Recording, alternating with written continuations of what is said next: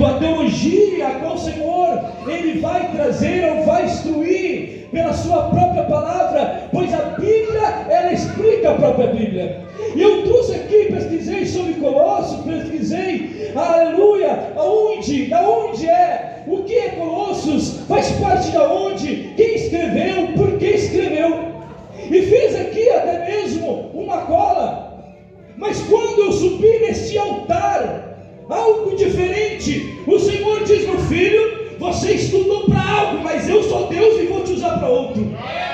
E como este altar não é meu, não é do pastor Cantalício, mas é de Deus, então vamos fazer o que Deus manda fazer, porque a palavra do Senhor, ela é glorificada. Sabemos nós que vivamos, irmãos, um tempo a qual normalmente nós necessitamos e temos nossos receios, nossos medos, as nossas angústias, as nossas aflições, nossas preocupações. E qual é a mãe que tem um filho que está longe da presença de Deus, que não está aflita para ver seu filho voltar ao Senhor? Qual é o pai que está vendo a necessidade da sua esposa, da sua família, e não vai se sentir aflita na necessidade de buscar algo para as suas vidas? Então, naturalmente, o ser humano, ele se preocupa. Naturalmente, o ser humano, o homem e a mulher, ela se preocupa. Mas eu vou ler então lá em 1 Pedro 5,6. Pedro vai escrever dizendo: humilhai-vos debaixo das poderosas mãos de Deus, para que no seu tempo Ele vos exalte. E continua Pedro, lançando sobre Ele toda a vossa ansiedade, porque Deus tem cuidado de nós. Glória a Deus. Mas irmãos, ainda assim, eu compreendo, eu entendo, mas eu sei que não é fácil como pai, como esposo, como funcionário, como cidadão. Eu entendo as preocupações que temos, mas Paulo, o maior apóstolo que existiu, porque a Bíblia contém 66 livros, Antigo Testamento 39, Novo Testamento 27, dos 27 livros, 13 foram escritos pelo apóstolo Paulo. O maior doutrinador bíblico depois de Cristo é o apóstolo Paulo. E o apóstolo Paulo, ele vai escrever a igreja que está em Colossos. Não foi fundada por ele, mas Paulo por 3 anos fundou a igreja em Éfeso. Em Éfeso deu frutos. Assim, pastor Cantalício, quando tu ora, tu busca e prega a verdade, vai ter frutos. E daqui, talvez você não vai fundar a igreja na cidade vizinha, mas Deus levanta aqui alguém que vai lá e levanta. O apóstolo Paulo, então, ele prega, ele instrui por 3 anos a igreja de Éfeso. E a Bíblia vai dizer que ali, então, o servo dele, um aleluia, direcionado pelo apóstolo Paulo, não sei porque eu estou gritando, pelo apóstolo Paulo, vai até Colosso, que fica na província da Ásia, e lá é construída uma igreja. Lá é levantada a igreja em Colossos. Mas acontece algo na igreja que chega ao ouvido de Paulo. Paulo agora em sua cadeia, Paulo agora na sua primeira prisão. Ele chega ao ouvido dele que lá está acontecendo, levantando-se heresias que tiravam a divindade de Cristo, que queria tirar o poder, a messianidade de Cristo, querendo dizer ou trazer para a igreja de Colosso, trazer de novo rudimentos fracos e empobrecidos do judaísmo, do secretismo, do espiritismo, de tudo aquilo que não vinha da parte do céu. Mas Paulo está escrevendo, e em Colosso é o livro que mais fala sobre a autoridade do Senhor, a autoridade do Senhor que você veio adorar aqui nessa noite.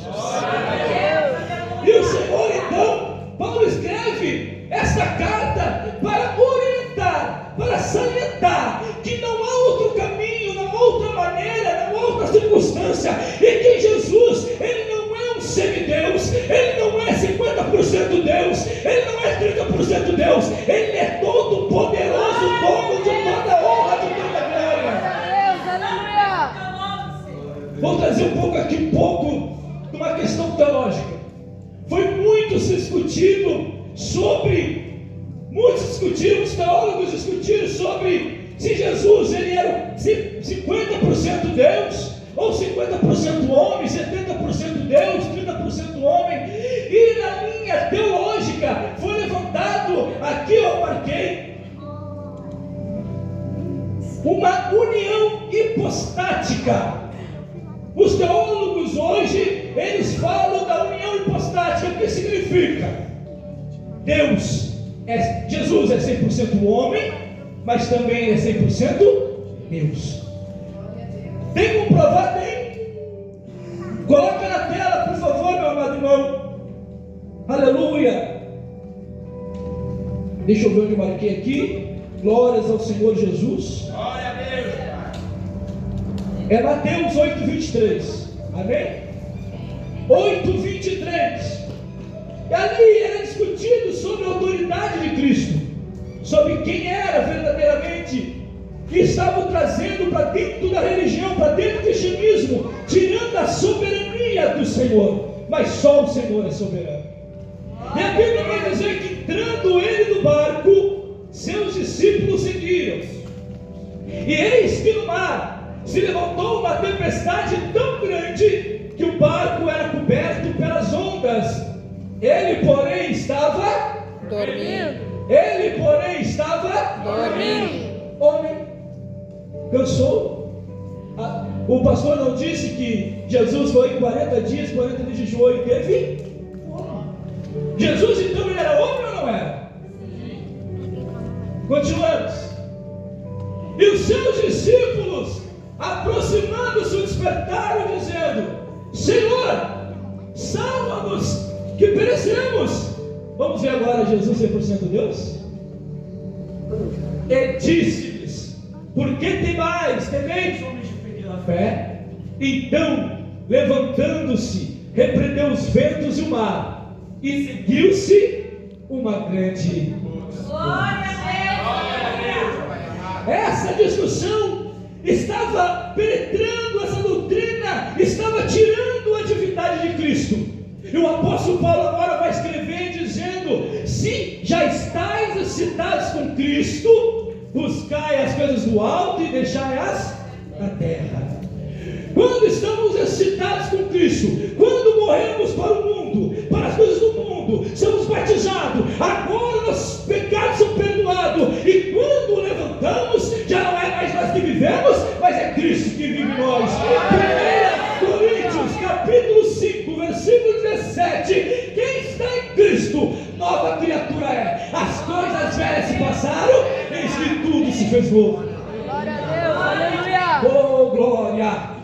Gálatas, no capítulo 2, versículo 20: não vivo mais eu, mas Cristo vive em mim. Quando, irmãos, nos entregamos completamente ao poder, a Deus, botando nossa mente, nosso conhecimento, a nossa força para buscar o reino de Deus, não é minha palavra, não, é a palavra do Senhor.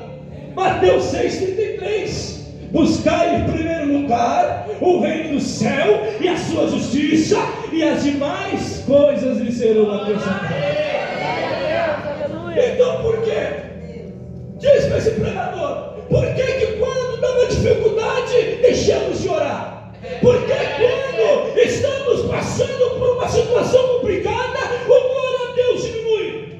É verdade. Se cremos tão somente que a palavra é inspirada, é verdadeira, por que nos abatemos? Glória a Deus. Aleluia. Ora, shurika, tolanácia. Por que quando vem a dificuldade, não lembramos que se Deus der, Deus, se não der, Deus? Porque somos humanos, somos afligidos, somos atacados todos os dias. As preocupações elas vêm, mas o apóstolo está dizendo: pensai nas coisas que são do alto. Salmos 37, versículo 5 diz: entrega teu caminho ao Senhor, confia nele, ele tudo fará. Mas no versículo 25 ele continua a dizer: sou velho, mas já fui moço, e nunca vi um justo desamparado, e nem a sua descendência menor. Se você veio aqui nessa noite porque você crê num Deus que é fiel e é verdadeiro, então erga a tua cabeça e entenda que Deus ele é contigo aonde quer que tu andares. Lá em Deuteronômio, no capítulo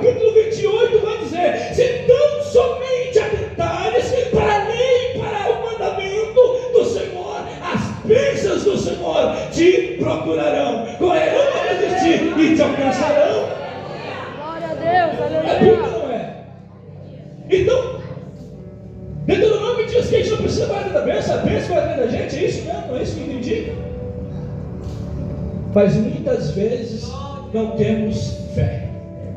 Hebreus capítulo 11, versículo 1: a fé é o firme fundamento das coisas que não se veem, a certeza das que se esperam. Versículo 6: sem fé é impossível agradar a Deus, pois todo aquele que se achega a Ele tem que crer que Ele exista e é galardoador daqueles que o buscam.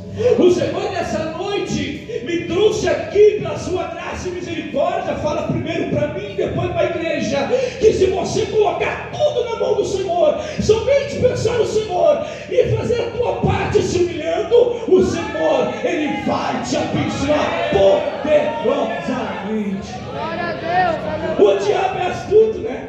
Ele tira, ele deixa nós preocupados, porque nós preocupados não ora, nós orando não vigia, nós não vigiando nós peca. Mas quando reconhecemos que tudo é dele, porque por ele, para ele são todas as coisas, e nos humilhamos, o Senhor, ele tem prazer em te abençoar, irmãos. Glória a Deus. Aleluia. Mas há um tempo, muitas vezes ficamos aflitos pelo tempo. Em Eclesiastes capítulo 3, há um tempo determinado para todas as coisas. E muitas vezes o nosso tempo não é o tempo de Deus. Uma mãe que vê seu filho ali atirado nos vícios, atirado em tantos outros pecados, ela não vai conseguir ficar tão tranquila, querendo esperar 10, 15, 20 anos para que seu filho se converta. Mas se ela reconhece a Deus e sabe que tudo é do Senhor, ela vai descansar, vai se humilhar, crendo, porque pode passar os céus e a terra, mas as palavras do Senhor não passam. Aleluia. Deus, irmãos, Deus é muito mais do que possamos imaginar, essa é a verdade. Deus é muito maior do que possamos imaginar. O Senhor é o maior interessado em te abençoar, meu irmão. O maior interessado em salvar e transformar é o próprio Senhor. Porque Deus prova seu amor para conosco. A qual entregou seu Filho por nós ainda sendo pecadores. Deus não entregou porque eu prego bonito, porque eu canto bonito, porque eu verso bonito, não. Eu ainda sendo pecador, miserável, escravo dos vícios, fazendo coleção de arma, cheirando cocaína, roubando, assaltando. O Senhor veio para mim e pegou eu que era louco, coisa louca, e colocou no altar dele para louvar e agradecer o Senhor. Deus, Ele faz o que é para o homem impossível, se não é possível, mas nós temos que colocar nossa fé nele, e não nos preocupar com as afrontas. Aleluia, dá glória a Deus. Glória a Deus, aleluia. A Bíblia fala que certa feita Josué foi levantado por Deus, a qual a Bíblia diz que Moisés agora seria levado por Deus, e de Josué, daí o povo, as promessas se cumpriram. Agora, Josué, é você que vai ser o líder, que vai liderar, que vai estar à frente do seu povo. A Bíblia diz que Josué teme, Josué se preocupa. E como não se preocupar? Como não se preocupar com pessoas que nem sempre têm o mesmo pensamento, agem da mesma forma, concordam com as mesmas coisas?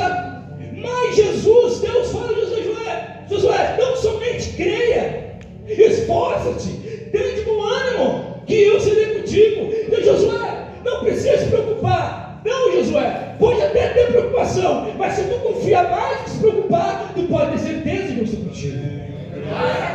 Aleluia.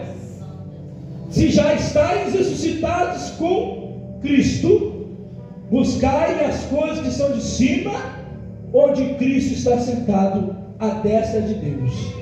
Pensai nas coisas que são de cima e não nas que são da terra, porque já estáis mortos e a vossa vida está escondida com Cristo em Deus. Você está com a sua vida escondida em Deus, irmão? Você está com a sua vida escondida em Deus, irmão? Glória a Deus. Você crê verdadeiramente num Deus que faz o impossível? Você crê verdadeiramente num Deus que pega algo que você nem mesmo acreditava e transforme? Porque 1 Coríntios 2,9 diz que aquilo que o olho não viu, que o ouvido não ouviu, que não chegou ao coração do homem, é o que Deus tem preparado para aqueles que o amam.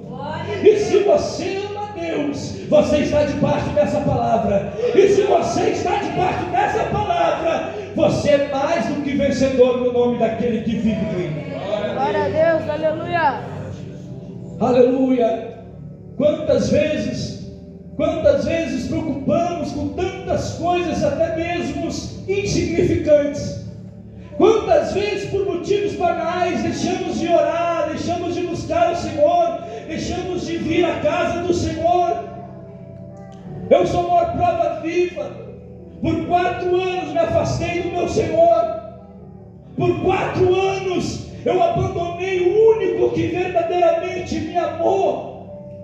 Mas pela sua infinita misericórdia e graça, hoje estou aqui pregando o verdadeiro Evangelho. Glória a Deus. Eu não estou dizendo para você que Deus ele não vai te abençoar aqui na terra, que Deus não quer te abençoar, não. Eu estou dizendo, busque a Deus, busque ser cheio do Espírito Santo, busque ter conhecimento do Senhor, ser cheio do Senhor, e o Senhor vai cuidar de todas as coisas. É verdade. 2 Pedro, capítulo 5, no versículo 3, diz: crescei na graça e no conhecimento do nosso Senhor. 3,18, irmãos, perdoa. 2 Pedro 3,18: crescei na graça e no conhecimento do nosso Senhor e Salvador. Quem está aqui crescendo na graça e no conhecimento?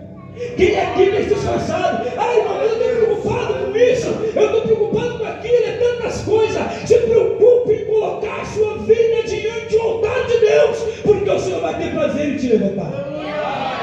Se preocupe em adorar, em colocar a sua vida consagrando-se a Deus, e Deus vai fazer coisas grandiosas na sua vida.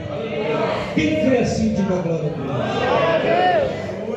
Se já estáis ressuscitados com Cristo, o apóstolo Paulo, lá em 2 Timóteo 4,7, vai dizer: combati o bom combate, acabei a carreira e guardei a fé. Você sabia que quando o apóstolo Paulo escreveu essa carta a 2 Timóteo, foi a última escrita de Paulo, e ele já está na sua porta dos seus algozes que iriam e fizeram decapitá-lo? E o apóstolo Paulo escreveu: combati o bom combate.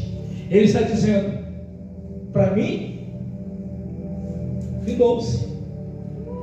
Aí no versículo, falei o 7, vamos no 6, versículo 6, no anterior: desde já me está reservado a coroa da vida, a qual não estou sendo oferecido para as questões de sacrifício, e o tempo da partida se aproxima. Combati o bom combate, acabei a carreira, guardei a fé, e desde já me está reservado a coroa da vida eterna, que Deus não dará somente a mim, mas a todos que creem. Ele está pronto, ele está preparado para ser morto, e ainda assim ele está falando de fé. Ele está pronto para perder sua vida. Talvez tudo que o apóstolo Paulo fez através do seu ministério, ele devia ser honrado, devia ser colocado num palacete, com pessoas lhe servindo, mas não, ele está numa prisão romana, pronto a ser decapitado, e ainda assim a sua fé viva no Senhor diz: combati o bom combate, acabei a carreira, mas guardei a fé. O Senhor procura homens e mulheres que o adorem em espírito, em verdade, que não fiquem apegados às coisas materiais, mas que busquem o Senhor e entreguem ao Senhor, e o Senhor vai abençoar. Amém, irmãos? Amém. Deus seja louvado. Oh, glória a Deus. E nós também vemos, irmãos, em Filipenses capítulo 4, versículo 13, o apóstolo Paulo escreve dizendo: posso todas as coisas naquele que fortalece. Aleluia. E até nós tinha comentado no carro do pastor Cantalício sobre essa passagem, e comentando, dizendo que tem muitos que pegam essa passagem, essa palavra, tiram o texto, e todo o texto fora de contexto vira pretexto. E uso essa passagem para dizer: não, tu pode tudo. O que tu quiser Deus te dá. Vai ser tudo, tu que determina. Não, o apóstolo Paulo não é isso que ele está dizendo. O apóstolo Paulo está dizendo no versículo 11, ele vai dizer, aprendi a contentar-me com o que tenho. Não digo isso como por necessidade, porque já aprendi a contentar-me com o que tenho. Glória a Deus. Segue, irmão. Sem estar abatido, sem também ter abundância, em toda maneira, em todas as coisas estou instruído, tanto a ter fartura como a ter fome, tanto a ter abundância como a padecer necessidade. E aí ele vai dizer: se eu estou com Cristo, não importa a situação não define quem eu sou diante de Deus, a situação não define quem você é perante o reino de Deus. A situação, ela só mostra o quanto você adora e crê no Senhor que te resgatou. Então, não importa a situação, você pode todas as coisas, porque o Senhor te capacita, porque o Senhor te fortalece. Amém, irmãos? Deus, aleluia. Que Deus seja louvado, para a glória do Senhor Jesus. Amém? Vamos se colocar de pé. É isso